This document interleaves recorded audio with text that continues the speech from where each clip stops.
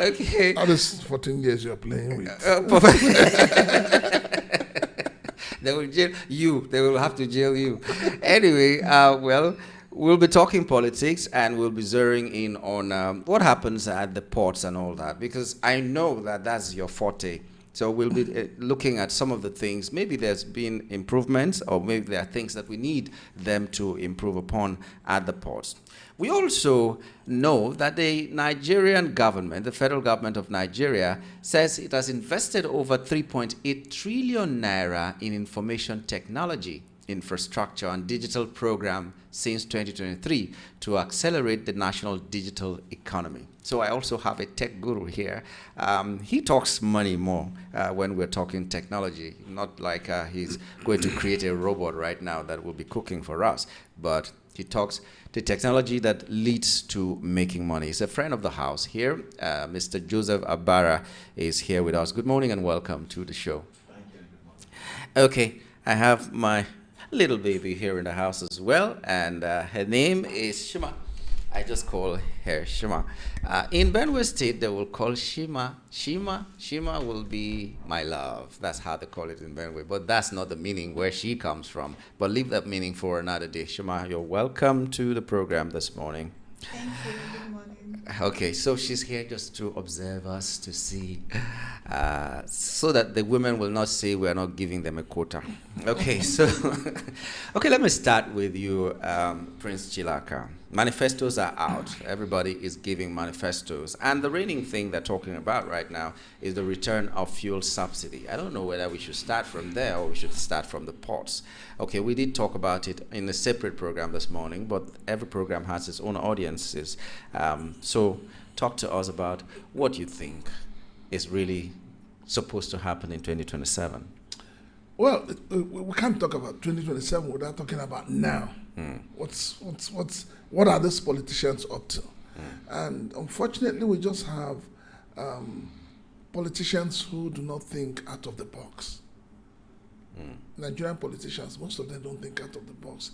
They just wait for one person to throw something in and everybody hold on to it and then begin to find a way to dissect it. Atiku came up and said, oh, I'm going to return fuel subsidy. Even in saying that, he has not given us the breakdown, the metrics, the figures, how he wants to do that. He has not told us, okay, in returning fuel subsidy, these are the things that will be that needs to be done. He has not told us how he's going to take care of the fact that all the refineries in Nigeria are moribund and that they need to be fixed. So he has not also told us, his economic plan when he returns subsidy. Now, but, as usual, you expect the government of the day to come after him. And then, P2B also has talked about subsidy, but he didn't talk about it the way Atiku talked about it. So the beautiful thing is that even if you're going to bring in subsidy in terms of petrol, you need to make us understand what it's going to benefit the ordinary people. Problem is that the narrative now has boiled down to subsidy or no subsidy. And the interrogation of these facts that you're talking about is not much out there because everybody is just saying, hey, if this person is bringing subsidy, I will follow him. Nigerians are very How do we convince the people? Nigerians are very gullible. Let's be honest with ourselves. Nigerians are the most gullible set of human beings. Nigerians are so gullible that they have been tuned into believing that the man that is putting his neck on his knee on their neck is the man they should worship. And until the Nigerian people wake up from the reality to say, look, you are elected. We, the people, elected you to lead us. We didn't elect you to come and enslave us like the slave masters. What we have today is government driven by slavery. Nigerians are being driven as slaves. And so because of that, they can't talk. And even when they're supposed to ask reasonable questions, we bring in sentiments of religion. We bring in sentiments of ethnicity. These are the things that are holding us down. You go to most homes in Nigeria where a child should be learning coding, where a child should be learning how to use the laptop and all of that. The child is busy telling you how he can speak in tongues. And then how do you want us to improve? How do you want us to move forward? I saw a video where a pastor took the child of below 5, maybe 3 years or so, and she stood in front of the altar, and everybody was coming to be blessed by the pastor's child. So you can see how bad things are. Oh, maybe The people we call men of God, who are supposed to speak truth to power, have given up that right. When I was growing up, it is the pastor that stands on the pulpit and he tells ministers. There was a time when a minister came to church late and they wanted to put him on the front seat. The priest said no.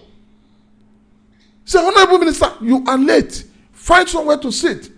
And all your security details, they should go out. But what do we have today? We have a divided country. When people try to pretend, we have a country divided along religious and ethnic lines. And who are the ones propagating this? These politicians. So as 2027 approaches, we know that there will be too many lies. A lot of them will come and lie and even lie with their father's grave. But the truth is that those who know their fathers. Nigerians must probe. Those who know their fathers. Nigerians must probe. Nigerians must ask for accountability. Nigerians must ensure that sovereignty comes back to them. Yeah. Okay, so Joseph, Prince Chilaka just talked about a child, instead of coding, is now speaking in tongues, and that's what it is now. The federal government is claiming that they have invested so much in technology, for instance. Now, is this coding such a big deal that the government cannot make people access it? Is this technology a technologically driven economy, technologically driven society? Is it such a very, very difficult thing that the government cannot do? And in answering that, tell us whether you have felt the impact of this 3.8 trillion naira IT infrastructure that the government has said they have spent in the IT since 2023. Okay, I think I have seen some of the events, that events. Yeah, I would say events because the one they call 3MMT, that I guess they've put a lot of money into it, for digital skills and training. I've seen some young men doing, events. Events with the 3MT stuff, like the 3MT events, you understand. But in terms of the actual people on the streets and in the local governments who have participated in this training and have learned skill, that's where I think we need to find out where we should go and get that update and that information. Because there are certain things. I think part of the challenge, I think, is I don't want to say they are not doing something. What I would rather be saying is maybe the way the information is being communicated. Because it sounds like except you as someone who wants to learn are out there searching for this information in terms of where can I find this, where can I register, where can I participate, you will completely be left out. Because the information is not being disseminated well to the masses. And I'm not seeing it spreading to the local government. Nothing has happened in my local government related to any of this big money we are talking about here now in trillions. That's not come to my local government. I've not seen it there. You get whether it is that my local government chairman does not know what he's doing or he is not finding a way to participate, I don't know. But that is the issue. Now we are doing campaigns. I think that everyone who's mostly in the local government level and the state level, they need to find a way to bring whatever I hear we are spending into this our community, so that the people in the local setting will participate. Else we will just be hearing about it on the news. But when you come down to who has participated, you can't find these people everywhere. That's the biggest challenge. So I think information dissemination. I mean, take an example. In my state, I've heard, say they were sharing money, to people, or they were, not even, let me not say sharing money, they were empowering businesses Okay, and I know the individual that's in charge of that parastatal in my state. You get, and he's running an event, was given an award. It is in the award that someone invited me to come to come as a receiving an award, and I now came ahead that they were actually doing business empowerment, and I'm like, how are you guys spreading information around? Like, we have a lot of young people who are looking for business funding to start businesses. You are doing something like this, and only a few set of individuals are aware of it. And if I was not invited to come to this your award ceremony, I will not even hear that this kind of thing is going on in the state. So government has a funny way of not being able to pass information accurately to the masses. Things happen, but it just remain in that small setting among themselves there in their table, you know, and then the fund comes in, how it is used, how it is spent, how it is disseminated, we don't know. So I personally think that what we can do better in terms of the information technology spending that we are doing, what we can start with, instead of saying they are not doing anything, what they can upgrade is, okay, find a way to, whoever is the media aid of the presidency of this administration, they need to find a way to get information down to the least people on the street so that we can participate. Sorry. I'm not sure. I'm going to butt in there. Is it about a person the right information or about the political will to do the right thing? You do not pass information when you do not want people to know what you're doing. So what government is doing is selective, what they call selective amnesia. That's what they're doing. Because they don't want you. They don't want us to They know. don't want you. So if you are telling them to pass information, you are like telling them, oh, okay, for instance, it's like when VOP wanted to open this plaza, information was disseminated to certain people. And a lot of people put it on their status. And people who are close to the management said, oh, can I invite one or two persons? You understand? But this is what government is doing. Between you and I, what government is doing is that they want to empower 10 people. 10 people. And these 10 people are supposed to be Insiders. Outsiders. Okay. No, they call the party chairman in the local government, ward chairman. Want to empower some people, bring 3 people. Secretary, bring 2 persons. So at the end of the day, it comes back to the party members. So the people who ordinarily should have benefited are denied it. So the government is not interested in letting people get involved because you are not. After all, the national chairman of APC last few months said that in 2027, if you are not an active member of the party, no appointment for you. He didn't mince words. So it means that if there is a vacancy, they would have employed the people they want to employ before advertising it.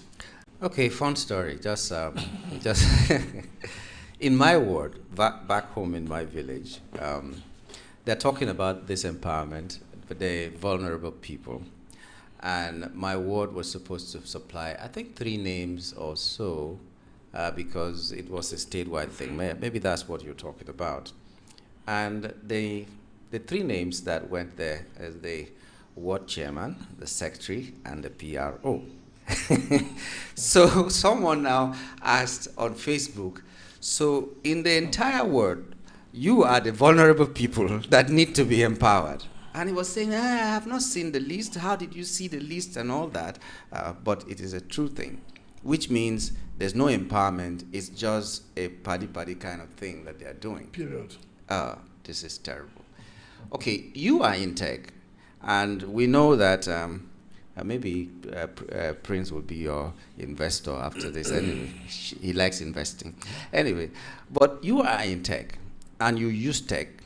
You make money. You train people to make money. You train the high and the low, even though now you're concentrating more on the high.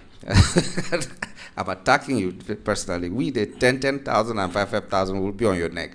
But now, the thing is, Nigeria finds it difficult at this point to employ a lot of people. There's no employment. And people are trying to digress into something else. I just saw a video that broke my heart today. A policeman, I think, what do they call them? The voice advocacy, something like that. The policeman was now saying that she went to a school and in that school, one thing was that, okay, there were no male teachers, but that should not be a problem. But she went to a school and found out that all the children, or almost all of them in that school, were using iPhone, whatever it is now. I don't know if it has reached 20, but the latest iPhone models. And then she seized all those phones because she discovered, and the teachers were also mentioning it, that these people, they use phones in the classes, they look at, they watch pornography inside the classes, and they do all sorts of things. So when she seized these phones, all the people, the parents came, and they were at the police station even before she went back. Everybody was protesting. And she now asked them, what do you do for a living? One mother will say, I sell pepper in the market. And then you were able to buy iPhone 17 for your child. And this one will say, it's the sister's phone or the brother's phone. They all knew what they were using these phones for. And one thing that came out was that one of these boys said, because she now said, okay, let me see the photographs in your phone. One of these boys had, maybe it's not related, but let me just say the story. So one of these boys had almost all the pictures of celebrities and their numbers, and had about 84 plus numbers, foreign numbers that belonged to him, with faces of all foreigners that he uses to call people. And then she found also very X-rated photographs of some young girls below 18. Now, what did she do? She asked this boy, what are you doing? Who are these people? He said they're his classmates and his schoolmates. What are their pictures doing on your phone? These girls gave me the photographs so that I can sell for them. God damn it. This story is to tell you what people think, especially the young ones, what they think is the only way of using technology to make money. And you're shaking your head now because you have information. And the government is allowing this, quote and unquote, allowing this because they're not giving access to people to get information. And I ask you again, like I've asked you, is it so difficult to pass this information out? Is it so difficult and cost intensive for people to be given this kind of training, people beyond the circle of party, in your experience? Please let us know. No, it's first of all, it's not even expensive to give the training. You know, government does not do things because of the cost. Government does things because of interest. I have Whose interest? Their interest, self-interest. I have proposed trainings to government where these trainings were so cheap, ranging from say 50 to 100K, and my training is so practical that I guarantee that in 3 months, every young person that attends that training in 3 months, if he applies what I teach him, he will be earning dollars in at least 3 months. And legitimate skills. These are like I have boys I've trained. Many of them have relocated. They are doing well, and they are making money from their house on the internet, not scam. They have learned skills that you can learn in 3 months.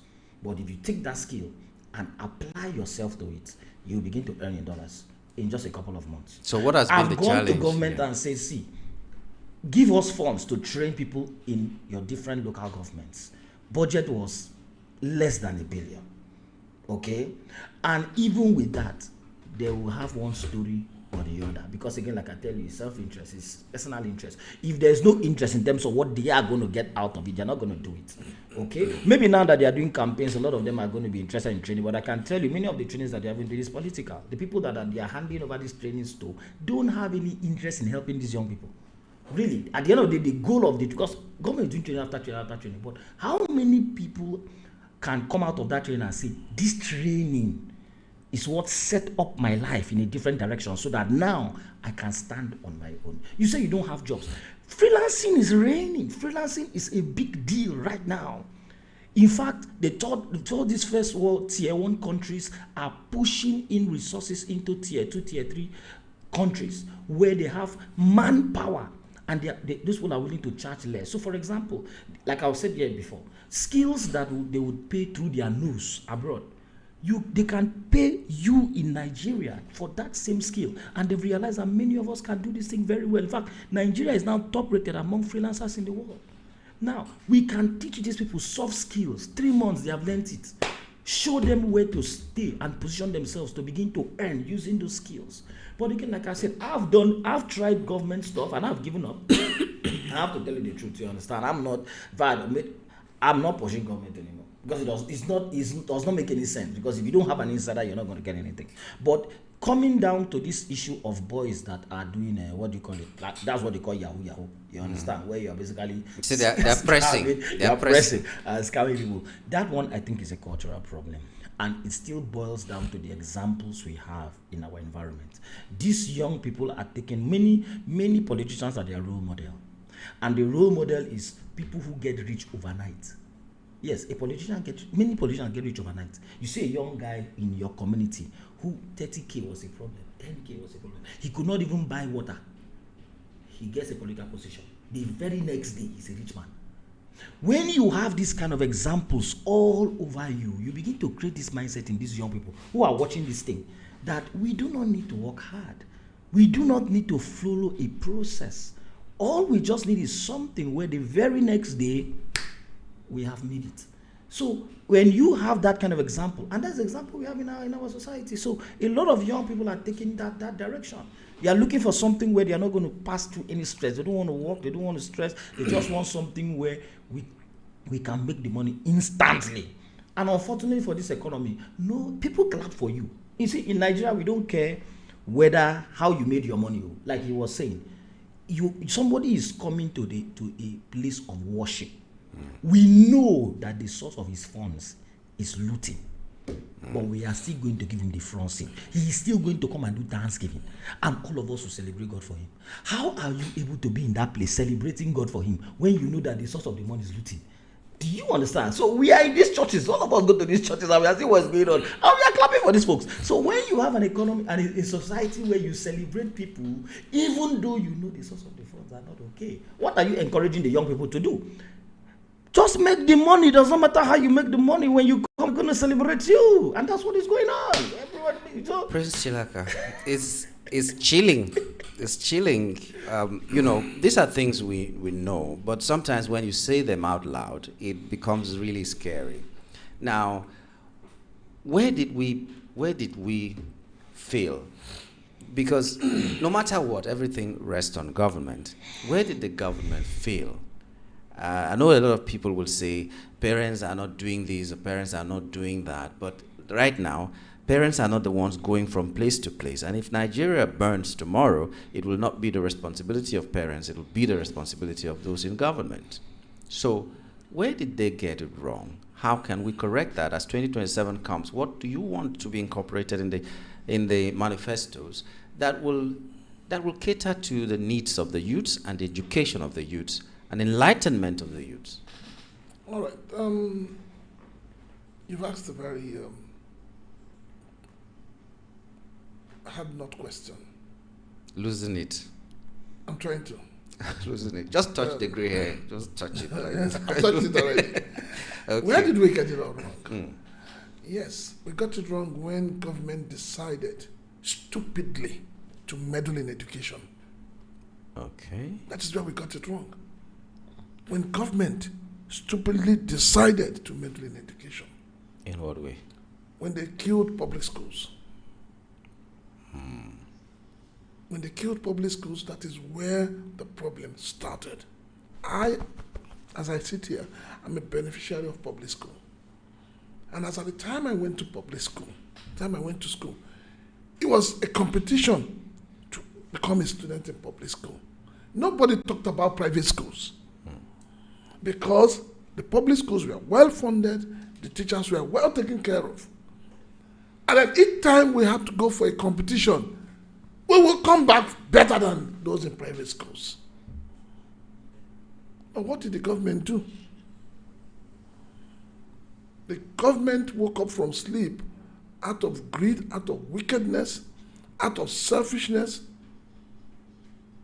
decided that the poor man child should not go to school.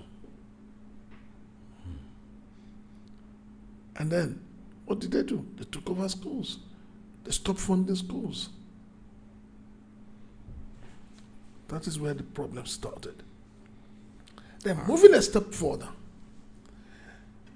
the religious institutions that are meant to speak truth to power, everybody started talking about healing, miracles, tithe, offering, morality was thrown to the dogs.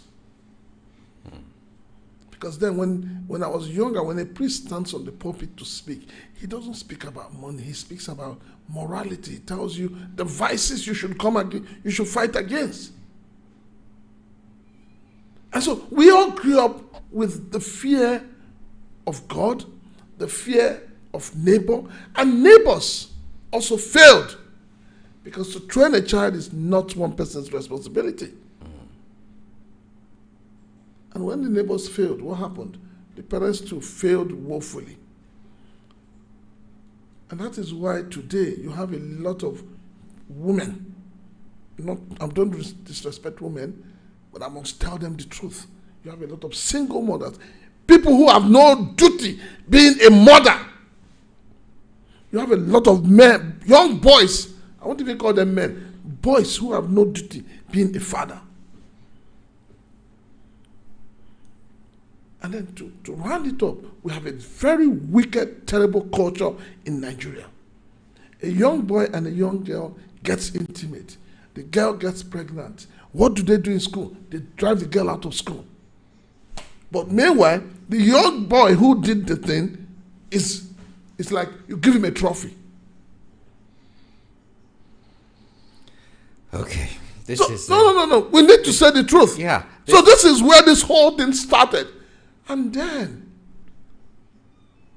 poverty crept in. And then the politicians now saw poverty as a weapon to hold the people down. And what did they do? They jumped in on it. So in the midst of poverty, in the midst of hunger, they now begin to control how the people react, how the people live. And so for us to correct it, we need to go back to the basics. We need to go back. The Igbos will say, go back to where the rain started beating you to look for your clothes. We need to go back. We need to tell ourselves the gospel truth. And in going back, it is the parents, the homes, that should start that journey. Don't you find it funny that a woman, you have a daughter that is, say, 17, 18, and she says, Mommy, I'm going out with my friend. And then the mother will open her smelly mouth and say, buy me something when you're coming back. With which money? Exactly. Your son comes back, who has failed JAM more than 10 times, failed WAEC. You now see him driving a Mercedes Benz. And you don't ask him, my son, where did you get this from? You come out, you bring a schnapp, and you're blessing that car. Like I said, the parents have failed because a lot of people who are not meant to be parents today are parents. And this culture of, single motherism is another problem. Baby daddy, baby mama. It's a big problem. Okay. In that my story, there were about 50 people. All the parents collected the phones for their children except 3 that said, we don't know where they got the money to buy these phones. We do not even know that they have this kind of phones, so keep it. Don't release the phones because we don't understand what they're doing with the phones. 3 out of about 50. So this just tells us everything. Okay. Sometimes when we talk about this, I'm talking to you guys like, separate things. You are talking technology, you're talking wisdom. He has the head of wisdom. Don't tell him. So he's talking.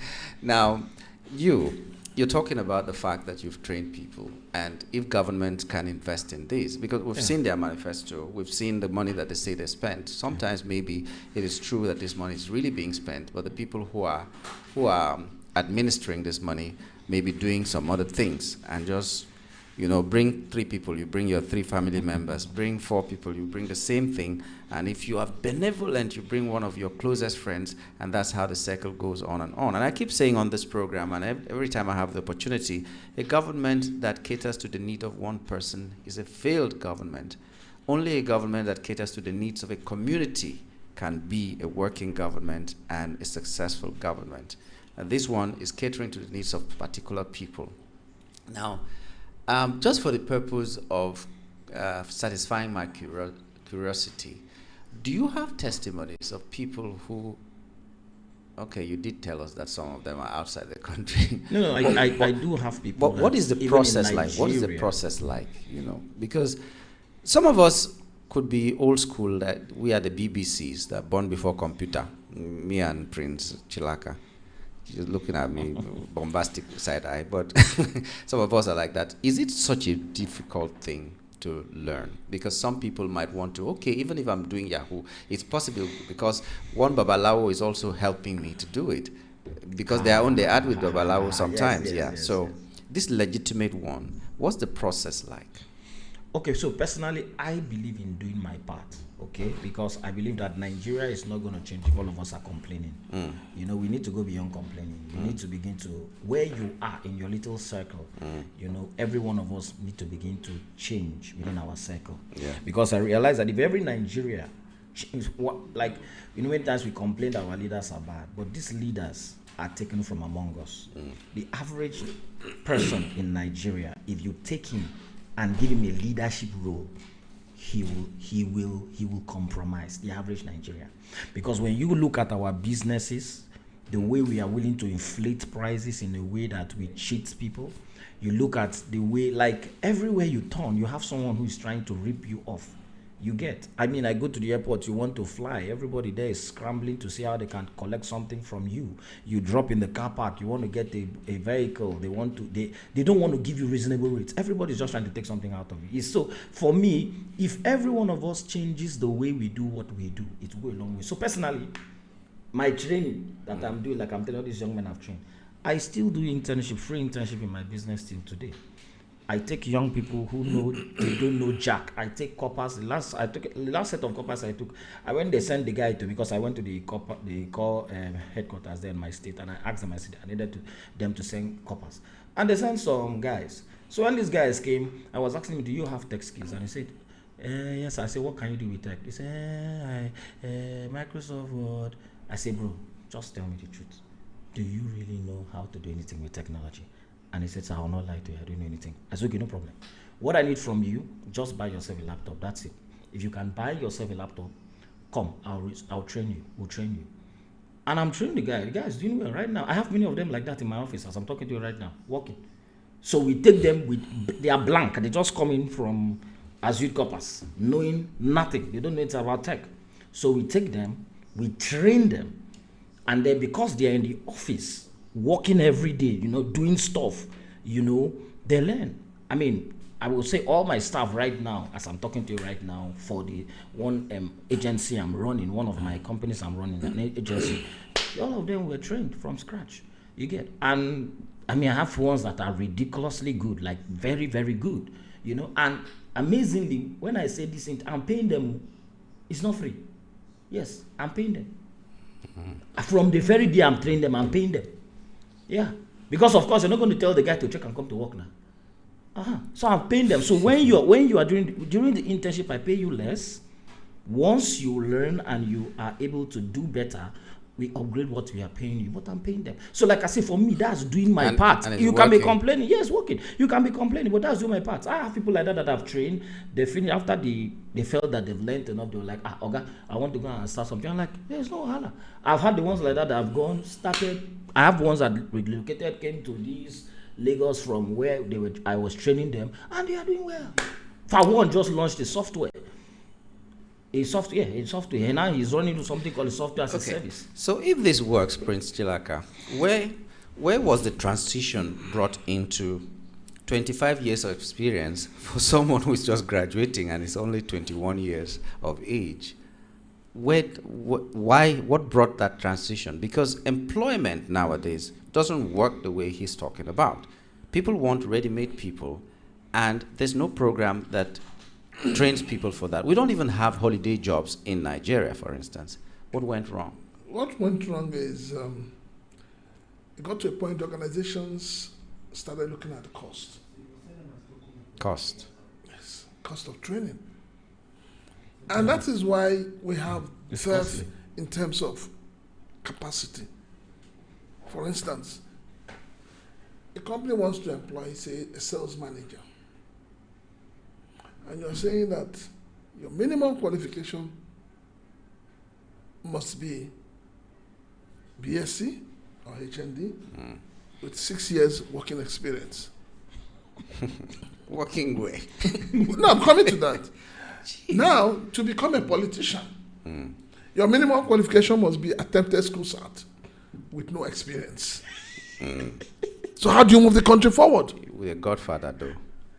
So the godfather becomes the experience. So that's the problem. We lay emphasis on the things we should not lay emphasis upon. When you say, you see, when I keep telling people that I enjoyed my primary school, I enjoyed my secondary school, there are a lot of things I can do because I learned them in secondary school. I can do carpentry, I can do plumbing. I even ventured into doing electrical because we had a spare day set aside, and they call it, I remember the name now. So we normally leave the school premises. We don't come to school that day. We go straight to where we learn craft. And it was always on Wednesdays. They call it craft day. You go to that place, you want to learn carpentry, you learn. And you enjoy the beauty of education. But today, what do you have? Half-baked individuals. Even those who are teaching them, like if you listen to P2B, he says even the professors who are teaching it, they are now the ones helping those who didn't go to school to become leaders. Everybody in Nigeria has become too money conscious. Everybody wants to be rich. Why? Because government has removed the three classes we used to have. We have the rich, we have the middle class, we have the poor. Today, you're either rich or you are poor. If you're not, that is why if you're not rich enough, you go and do drugs, you go and do banditry, you go and do armed robbery. So the problem is the way our politicians have bastardized everything. You see, does it not hurt? Does it not feel? Do you not feel ashamed that a country where you have lawyers, you have doctors, you have engineers, and the minimum qualification for you to govern them is attempted school cert, and nobody sees anything wrong with it? And we have not seen the need to say, this 1999 obnoxious document you call your constitution, it is time to change it. But when you talk about it, they say, oh, you're not patriotic. You don't love the country. But the truth of the matter is that you can never give what you don't have. Attempted school cert, I think that's really low. But that's the minimum. Crazy, man. You're just telling us. I'm just hearing that. Are you serious? That basically means you don't need to have done it. You just attempted it, even if you failed. Because practically that's what we are seeing.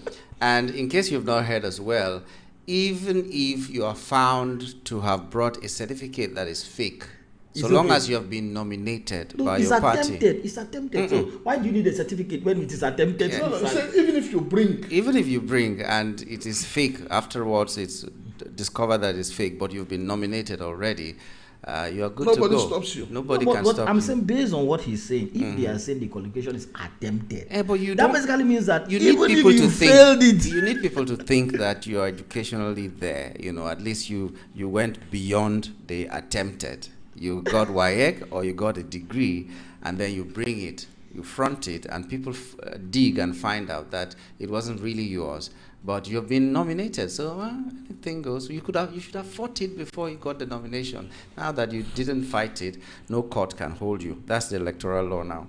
And I just want to add something to what he said. Just an advice to these young people. Okay, see, the system is in place.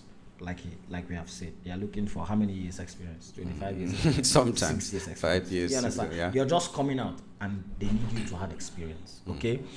As opposed to complaining, what you can do as a young person is like what I taught my junior brother. I told him, I said, once you graduate, they're going to be looking for 6 years experience. So what I would want you to do so that you don't come into the same situation I find myself is, now that we're in school, get a job. Yes, you are in school, start getting the experience. So the first thing I got him to do was, we enrolled him in a good computer school back then. Those days, this thing used to run NIT. I don't know whether they're still running now, whether they're still popular. So we sent him to NIT, and he mastered in Oracle. Once he got that Oracle certification, I said, apply there. They could give you the job. And they gave him the job to be the Oracle trainer there. So before he graduated, he had not even entered university. You get, he had already learned this stuff. By the time he entered university, he was an instructor in NIT. How many years ago? This is several years ago. Now let us be realistic. That's the thing. Who is employing who today?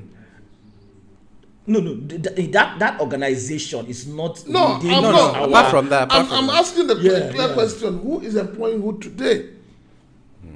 When the banks are laying off people, telecoms are laying off people. Yeah. So who is employing who? When you say, okay, you are in school, the ones who have graduated that are not in school have not gotten a job. It is you that is still in school that you think will get a job in Nigeria today. Anyway, of course, I agree with that you. was a learning center. No, I agree with you. There's no dispute there. No, I agree with you that there is need for continuous learning, because when a human being stops to learn, when you stop to read, you become a garbage. I agree with that. But the situation we have in this country today, it's terrible. Honestly, it's very terrible. You know, I was discussing something downstairs with the chairman, and I said, every now and then you hear people say, we're organizing a training. Come and learn how to do export. Come and learn how to do import. 50,000 naira. We'll give you this, we'll give you that. 20,000 naira. And I said to him, in a country where 14.4 million Nigerians are in multi-dimensional poverty, which means I am go. 14.4? Who brought down the figure? I thought it was 63% of our population. Now you have to tell me which level you are in. Because they say it's multi-dimensional. It means that there are people sitting above others. And then you ask yourself, how do we move forward? And then the man that is telling you to come and take a seat for him to teach you how to become an expert in exporting. Where are you going to get the money from? To go and pay him, yeah. Even if you pay for that, where are you going to get the capital to start the export? To start the business. So, it's too much for the Nigerian youth to bear. Okay.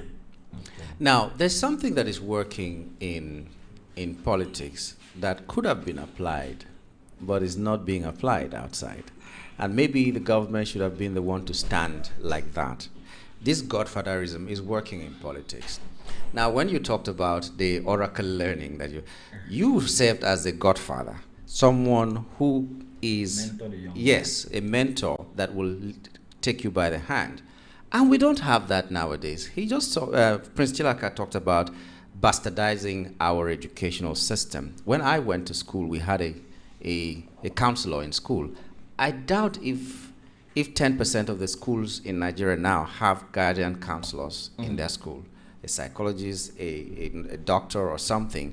A lot of us had those things, but we don't have them anymore. So who is it who is going to direct you? Who is it who is going to advise you? Who is it who is going to hold you by the hand and tell you things? Some of the things that you're talking about technology here, we don't know, no matter how old we might be. We don't know. Who is going to tell us? We don't have a national orientation agency anymore. We don't. That used to be what was giving us information. We don't have it anymore. That organization does not exist. I- When you it's- talk about dissemination of information, let's drag it a little bit. Your INEC, for instance, in their budget, they have voters' education. Have you seen them educating anybody? Have you seen them? When the Minister for Works was budgeting money to train hairdressers, to train keke, to buy keke for people, and all other things that were not related at all. So maybe they are using that money to educate people in things that we don't know. No, the problem with our country, unfortunately, is that we have leaders who don't ask the people what you want. They just wake up from sleep and they look at you. They say, this guy looks like he needs a haircut. Meanwhile, all he needs is to trim his beard. They say, give him a haircut. They don't have emotional intelligence to know what do the people. Have you ever asked? Have you ever seen the leaders ask the people, what do you want? Even the one we all collectively want, that they know they should have provided, what have they done? They now woke up and say they are going to ban you, ban that, up to the point that some people are even bandless. And then now you have a new minister for power. He's not even looking at, nobody has talked about anything banned anymore. So we're back to status quo. So, I wonder what is in these manifestos that everybody will be brandishing. Let's see what happens, because that's what we're talking about. What has this administration done? What are the people campaigning with? What are we expecting to hear from them? Today we're just talking randomly, more or less, but we have someone who is very versed in the maritime industry. I have not asked him any question there. I've been asking the man of technology to talk to us about whatever he does. But one of the reasons I dragged you here, Joseph, please, sorry that I I dragged you here because that was not your intention, was to give me a report. There are times that we spoke, and I sent people to you. Yeah. People that you were supposed to mentor, because one of the things we're talking about here is mentorship. So I want you to give us a report. Did they come? Do they have another chance if they didn't come?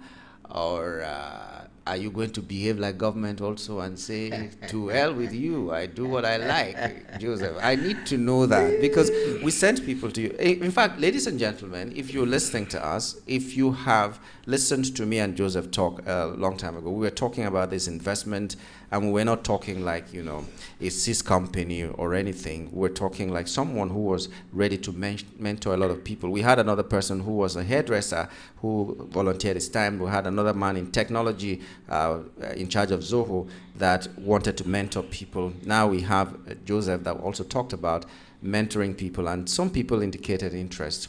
So far, I've not heard. Yeah, I'm interested. I'm going to be a mentee. Yes, I know you will be.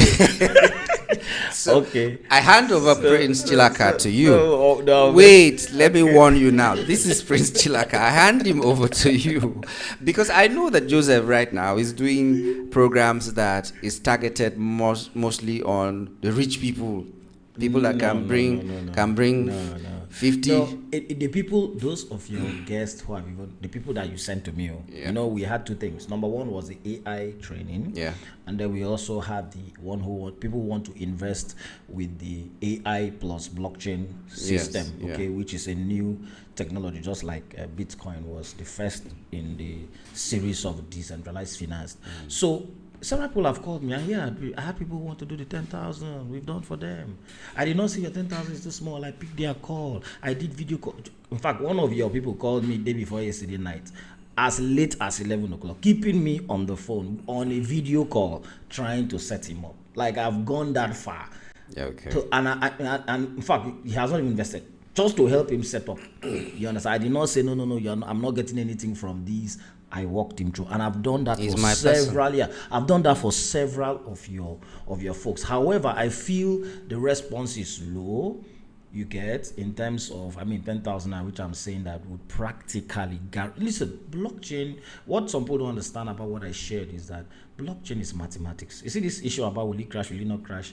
You don't bring that story on the blockchain. There's a mathematics. Now, this building, we are able to sit down here comfortably because of the mathematics behind this structure. The engineers used maths to build this. When you bring maths, you enter airplanes because of the maths. Maybe people that, and maybe a lot of us don't know, but the reason why those people can put out that product there and say you can put in people here and fly them to another country is the maths behind it. So the blockchain, there's a maths. And there are two core problems on the blockchain. Number one is volatility. It's created by maths problem. Number two is the value of the asset, maybe your Bitcoin, can crash completely and become worthless. It is because of the maths. The maths says price is equal to assets in reserve divided by supply. If you understand how that math is manipulated, you can see a structure on the blockchain that you know this one will stand the test of time. So that project we were saying, bring your 10K. I don't need your 10K is not going to do anything for me. In fact, and I know you are quarreling that I should, because we said we're going to close the door. That me and you, don't close. We agreed. No, we agreed that there was going to be a time limit. Do you understand? So that 10K folks stop calling my number. Give me 1 week. Give me 1 week. Joseph, you cannot do this. No problem. 1 week. Then the other one was the AI. All right. So the AI, I think I've stretched it a little long for people everybody to join in. So in the next 1 week, we'll close the door and we'll start the training. Which door? When I've not entered. 1 week. So we put in every other person who is interested in AI training. We'll put everybody in the group because I created a group. And then a week from now, okay, we will start the series of training weekly. I've already told them I'm going to do weekly training. But this one, I know you're trying to do a program on Saturday.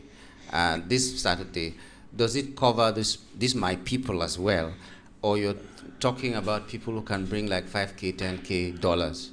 For now, I have, because this Saturday, anybody who just wants to, first of all, it's education. Like I say, blockchain is mathematics. Once you understand the mathematics, you can sleep well at night, knowing the structure. When you see the structure and see, for example, if x divided by y is equal. Don't start that with me. No problem. Let me leave the mathematics. Yeah. People who are interested, who don't just want, when you are hearing 10K, when you hear whatever, you don't just want to put money. You want to understand the maths. Come and understand the maths. This Saturday, reach out to me. All of them already know that my number. Okay, those people, I'll give the number again. Reach out to me. I'll give the address and details. The event is holding place holding in Ikeja. But I have a special meeting, for big folks, people. The chillakas. The chillakas who have access to money, lying the idle, chillakas. losing value Still in chillakas. the bank account. The money is not doing anything for you. It's just sitting idle doing nothing. Okay, and you have 500K, 1 million, 2 million, and you're thinking, how can I take these funds, multiply times 10? In this Nigeria of today, see this young man. Idle money. No, idle money. Yeah, and a lot of people have idle money. Yeah. So that are not politicians. Do you have idle money? Me. Many people have idle money. My one is too busy. Sometimes I don't see it. Salary is being paid today, and the money has already run. Sitting in the bank account doing nothing for them. You understand? So the training is not free. So it's not like when you come, you invest. No, Okay, come and learn. Those ones are not around. It is $50. Come. See, I will show you. this is the problem. Hold on. Hold on. I need to say something. No, let him say. I need to say something to you. You're part of the problem. Calm down now. No, you're part of the problem. How can you be talking of dollars when we should be talking about naira? Where is your patriotism? Okay, change it to naira. Okay, let's change it to naira. But Chilaka, calm down first. The first situation here is that there's a free meeting on Saturday. Okay, anybody can attend. Okay. Come and get information. Now, but there's a closed door meeting for people who have funds. Okay, when they come for the general meeting, select the closed door meeting. No. Closed door meeting. People who have access to funds, it's going to be a different setting. But to be fair, we're not digressing, ladies and gentlemen. We're talking things that will help us tomorrow. This economy, we don't know 2027, beyond 2027. If we make a mistake, we don't know. We need to survive. Yes, we need to survive. Don't 2027. So to be fair is that this has taken more than 2 months, maybe running to 3 months that we talked about this, and then we sent some people to them. I just saw testimonies of people that it showed me who have started making the money. Sometimes, but you know, everything is as big as you invest that you'll be making. Some are making like I told them, that 10K is not a short term, it's not a get rich quick scheme. So leave it on the blockchain. So yeah, I'm coming. So that is why I'm trying to, you know, re-ginger him. He was telling me he will close it, and I said, it cannot. You cannot close this thing because there are people who are still interested. This is what we do on Voice of the People for the People. When we see opportunity, we direct people to them.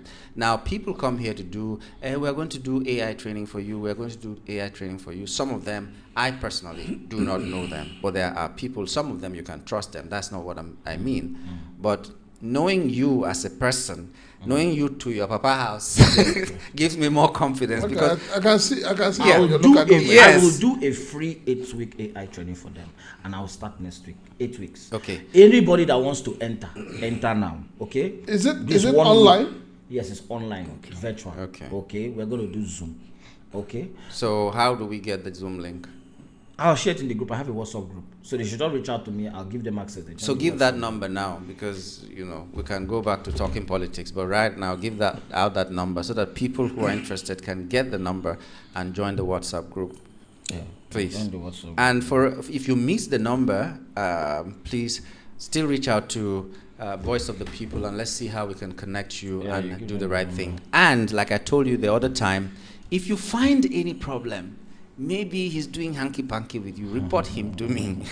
That is the beauty of this, and I can say this very confidently. Go right ahead and give us that number. 0707 0707 832 832 5706. 5706. Yeah, Call it again. 0707 0707 832 832 5706. 06. This number is specifically created for your audience. Yes. Okay. So if you are sending a message to him, let him know that you heard it on VOP. You have that special treatment, please, so that we can Last week of grace. If you are looking for free training, it's 1 week for the AI free training. Just sign up. 1 week we are closing the door. We'll do it 8 weeks with everybody. Okay, what do you there. need to be a part of the training? Phone or laptop?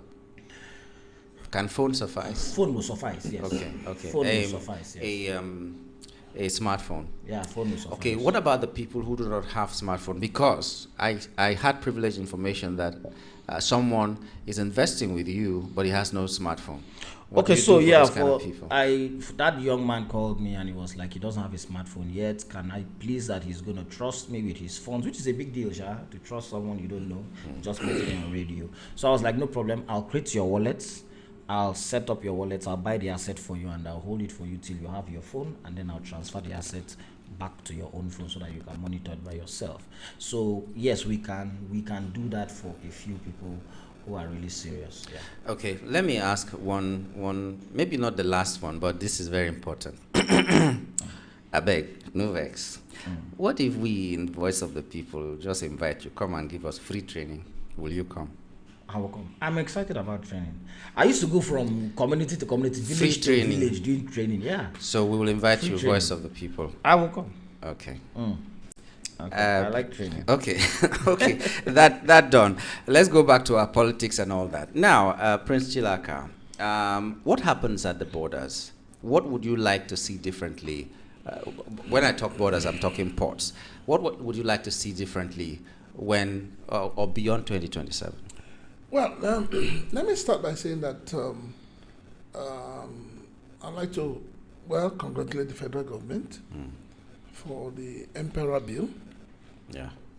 which is the Nigerian Ports regulatory agency that has just been set up. It used to be called the Nigerian Shippers Council, but now we have it as Emperor.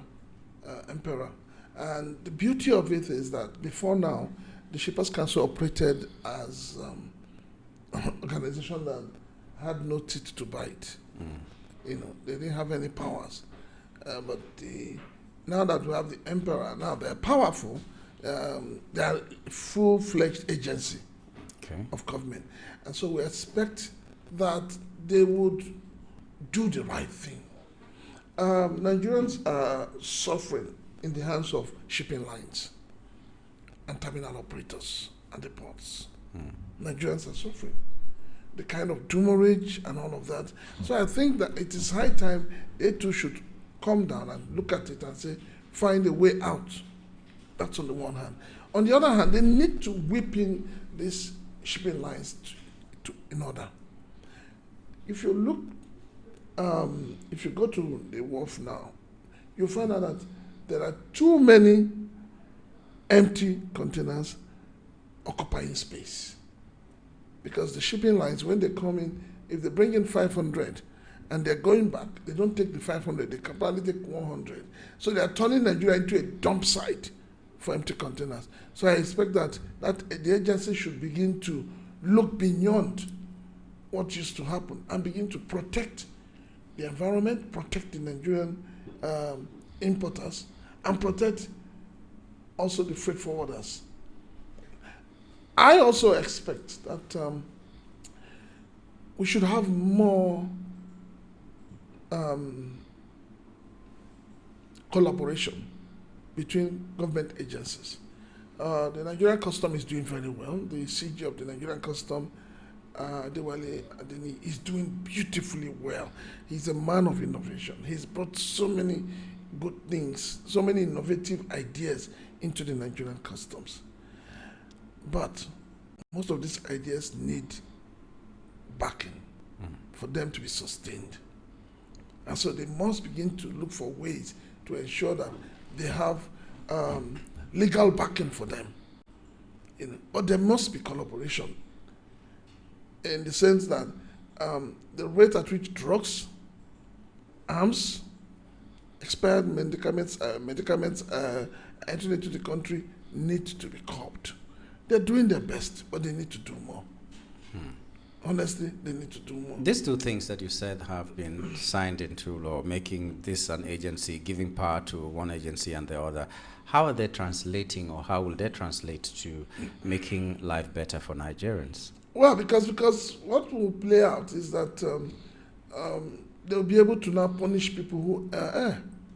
They'll be able to tell people to do the right thing, and they will do it. But when we place these things you're talking about side by side with the fact that the government is on the neck of these customs and other agencies to bring revenue, do you think it's going to impact on the demurrage you're talking about and other fees that are charged that are making the Nigerian people to suffer, like you said? Well, when government is insisting on collecting revenue, the government must also realize that whatever revenue you collect from an importer trickles down to the final consumer.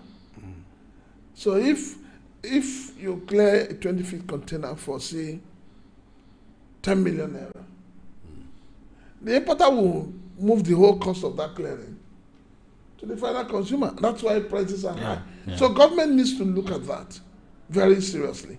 And you see, this idea of setting targets every year for customs. Customs has become a real revenue generating agency. Real revenue. Yeah. Because I think last year was it 6 point something million or 7 point something million. I hear this year is about 7 point something trillion. I hear this year is about 11 trillion. That's so crazy. When you expect the Nigerian custom to generate that kind of amount, who suffers it? Do they have enough technology in the ports? Like I said, the current CG has brought in a lot of technological innovations. And the way he is going, he is trying to make sure that we go paperless within the ports, as far as the Nigerian custom is concerned. Yes, they're doing their best, but we need improvements. We need they need our support. We need to encourage them, and and then you see if you look at it, the congestion is becoming an issue at the ports, and that's why a few days back I was happy that the federal government said, "Oh, because of this issue of congestion, we'll begin to look at the eastern ports." So we're hoping that it is not just on paper, but that in reality, eastern ports are allowed to function. Because if the eastern ports begin to function, you will not have congestion in Apapa or Tinkan. You know, even within Lagos, you know, we have the Lekki, we have Tinkan, we have the Apapa, we have the KLT. KLT is the only one that doesn't really have water, so to say. So KLT is a port that relies on Transaya. That is movement of cargoes from the three major ports, that's Tinkan, Apapa, and Lekki, to that command. It's a dry port. It's a dry port. But the problem also is the fact that, you know, because of this idea of target, sometimes the other mother ports don't even release boxes to KLT. But KLT is big. KLT is very big. So if the government wants to really decongest Apapa and Tinkan, I think that it is high time they just say, look, any boxes that need to go to KLT, nobody should hold it. Yes, I understand that Apapa needs their revenue, Tinkan needs their revenue, but allow KLT to survive. Okay, so, well, that is good. I hope that these ports in the east and the south can be opened. Yeah, but you know, like I keep saying, when the governor of Akwa Ibom was the current one. Yeah, when he was decamping to APC, he said two things that caught my attention. You know, everybody who said they want to be close to my governor said he wants to socket at the center. So everybody wants to be socketed to the center. He went there, the socket got burned. No. And then the other thing he said is that going into APC, that the president had guaranteed him that the Ibom seaport will come upstream. How many months down the year? I mean, down the road. They don't even talk about it That's one anymore. of the things that killed Tinapa, for instance. It was supposed to function very well, but the ports never got a nod. Politics. Politics was so we need to remove. There are certain areas in governance that we need to remove politics for this country to move forward, and we need to treat every part of Nigeria as Nigeria, not treating some area as more Nigeria than the other. I mean, I'll give you a typical example. I know people don't want to talk about it, but I'm going to talk about it. A few months back, students were kidnapped in Oyo State. You remember? The same day, students were kidnapped in Borno State. I think some of them were even kidnapped before. Now, the ones in Oyo State have been rescued and reunited with their families. But we have all kept quiet about the one that happened in Borno State till today. That's really unfortunate. Really, really unfortunate. So we must treat everybody equally. It's very important. Okay, so treat everybody equally. Ports, I was asking Prince Chilaka what kind of technology they have at the ports and all that. Do you think there's a kind of improvement that we can make to the technology in the ports? Whether, even if you've not worked in the ports before, but in your experience, what kind of technology do they need to make it better? No, I think from what he has said, if they are going paperless, then that's really good, because that's the first step. Already, you know that that's the first step. already we have an. Do they have CCTV cameras there? Of course. We have an indigenous app system now called Biodogo. So no longer wharf rats, because I know that term. We have, as I'm saying, we have an indigenous system known as Biodogo. We have the national single window. These are all IT based. Okay. You know, we have the AOE. So what the custom is doing is moving away from human interaction with the boxes as much as possible. So that everything becomes automated. You know, and it's working. Okay. You know, I mean, the number of days you spend clearing your container has been reduced drastically. We must give credit to Nigerian customs. Yeah. Yes, they're doing very well. Yeah, well, let them send those containers that are remaining in the ports to us, because now we know that we may not be able to have houses. In fact, if it were in other countries, maybe they would be thinking about how to put that to good use. I remember in the time of Buhari or so. But those containers are not yours, so why would you take them? Let them dash us now. Which kind of thing with that? But what I'm saying is that in the time of, I think, Buhari, they were thinking about federal housing estates that would be built with bamboo. Yeah, they actually said something like that. They were going to build it, maybe in Abuja or anywhere that they thought about it. And now they're telling us they have about 20,000 units of federal low-cost housing. I don't know where that is. I don't know where that is. But they've told us that. So maybe they should send it to us, because house rents nowadays, like the other person called this morning, from 250 it got to 800. And that is a practical thing that I have seen as well. No, so I mean, it's happening. it wasn't lying. And then when you talk about the 800, you're still talking about agency and agreement, See, crazy Yango, thing. let me say For something. Yango, let me tell you something. One room. A few years ago, when we talked about when there was housing deficit, especially in Lagos, I think that was during the late Latif Jacob. Jakonde. And because there was this deficit, landlords became sharks. So they just increased their rents. And what did he do?